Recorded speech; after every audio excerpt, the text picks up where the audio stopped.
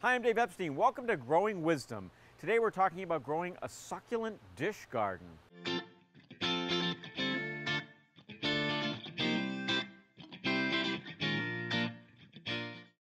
So today I'm going to let the pictures tell the story, and we're going to go right to the video and show you these dish gardens. And what I want you to notice here are just all the wonderful colors. We've mixed together these different succulents, and you can see we've got all sorts of different colors, different textures. Notice the blues, notice the stripes.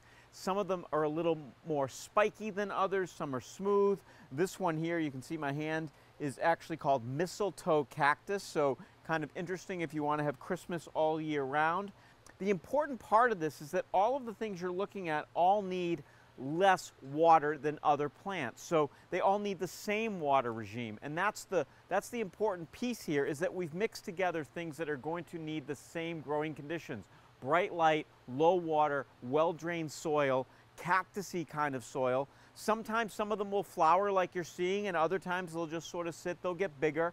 Over time you may have to break off a piece and move it or pull ones out, and eventually it tends to be that one plant takes over or a couple of plants take over for other ones, but it really does add a lot of color when things aren't necessarily flowering. So succulent dish gardens are a great way to create a wide variety of color and texture in a relatively small spot. These tend to be big, but you could do this on a much smaller scale.